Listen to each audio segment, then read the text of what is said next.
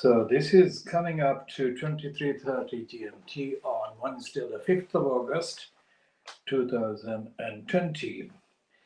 Now, the Sun, owned by Rupert Murdoch, who owns and controls the British government, dated the 5th of August 2020, gives the game away. Now, this is totally irresponsible, corrupt, antisocial, and contemptuous of the lives of the people, very much under threat and danger by the pandemonium of the Boris Johnson fronted government that has failed to provide proper security, guidance, leadership, protection, and support to the population. But this is just a tip of the iceberg. The Sun, which on the evidence of its role is correctly called the scum, is overdoing its promotion of the racist line against Meghan Markle and Harry. And this is exposed not only in the Sun, but also in the other right-wing racist newspapers from Fleet Street. Now they have got 2 pages of over-the-top promotion of Kate, and that is at the expense of Meghan Markle. Not only that, they are showing Kate as the savior of the people and as the main medicine against the coronavirus. And they have not got any space for the coverage of the blast that hit Beirut and killed several hundred people, in my estimate, based on the various accounts published all over the place across the internet. And they have got this only on page 10 and page 11. And the number of casualties is, of course, way below the actual number killed. And it says, hell on earth. If it is hell on earth, how is it that they didn't put it on the front page? Instead, the front page is devoted to a degenerate, perverted, typical Murdoch scum, sleazy headline. Away from Beirut, and also in contemptuous denial of the needs for the truth that the people, the victims of the coronavirus, actually deserve and warrant. So this is the Sun, and its coverage not only overdoes the promotion for Kate and Williams, but also underplays the rest of society. And they've got a piece about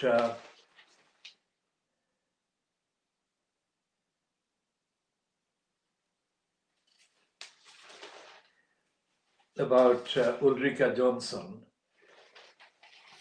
Ulrika Johnson is the weather bimbo, the Swedish weather bimbo that was over-promoted precisely because of her so-called blonde kind of appearance by the sleazy Fleet Street tabloids, Sun and others. And Ulrika Johnson is one of the racists on television, mainstream television and mainstream media. And she is now capitalizing on her alleged intimidated state as a teenage rape victim. Now that is not the whole truth. There is a lot more to say about Ulrika Johnson's alleged fear, an alleged kind of state of being scared. She has been a direct contributor to the racist agenda, the narrative, the image promotion in the British mainstream. And we shall come to Ulrika Johnson at another time. Now, there is 2 pages on this so-called ex-girlfriend of the acid attacker in the last 5 years. So the acid attacker, deadly acid attack, and so these people are promoting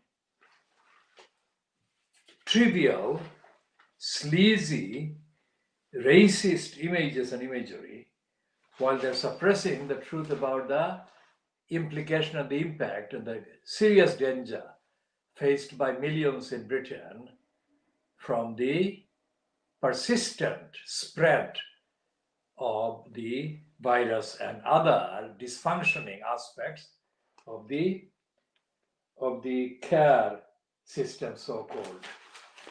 They've got a token piece about the new revived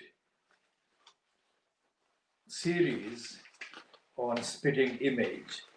But that spitting image of Boris Johnson, he actually doesn't look anywhere near the ridiculous, incompetent, dysfunctional character that he is. And it is because the spitting image are actually much, much watered down than they could have been and they should have been. And so therefore what we are looking at in the Sun, which is in terms of numbers of copies allegedly sold, the biggest circulated tabloid newspaper in Britain.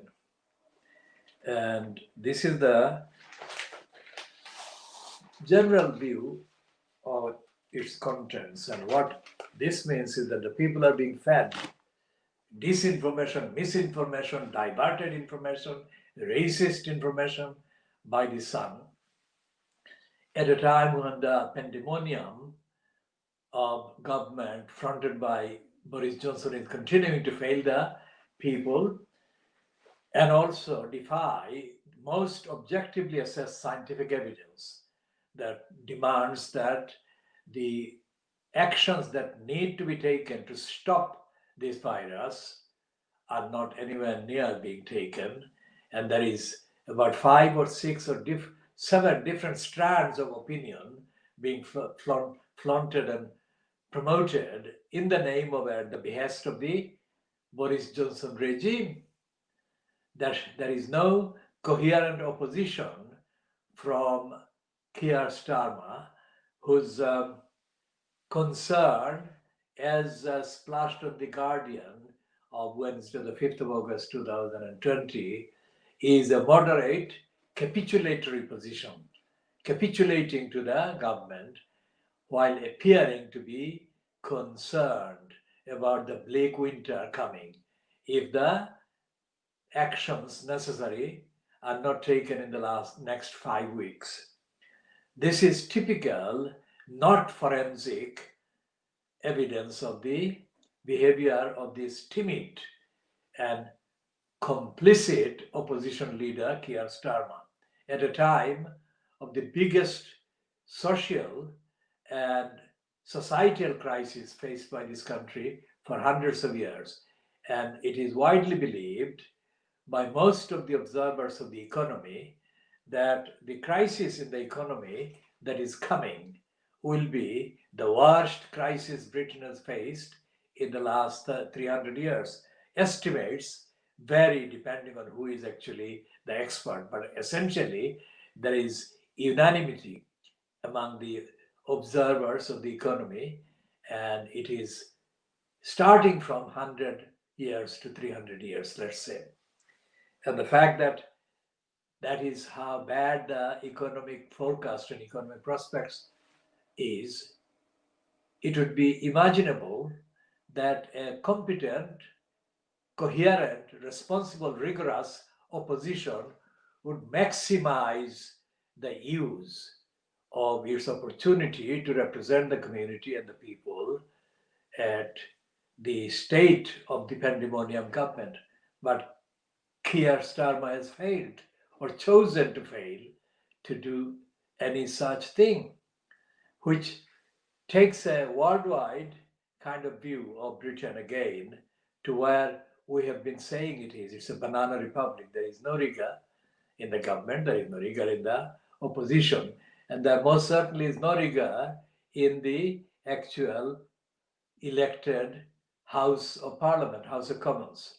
And the fact that Boris Johnson has made his own brother a member of the upper house and has ennobled and made peers or House of Lords members, including a known, persisting, racist, genocide denier, anti-Muslim, and supporter of the Warrington bomb that killed innocent people, including children, shows that Boris Johnson has no clue as to what morality is, what ethics is, what integrity is, what is accountability, and what any of the sloganized words and phrases about society are or aren't supposed to be.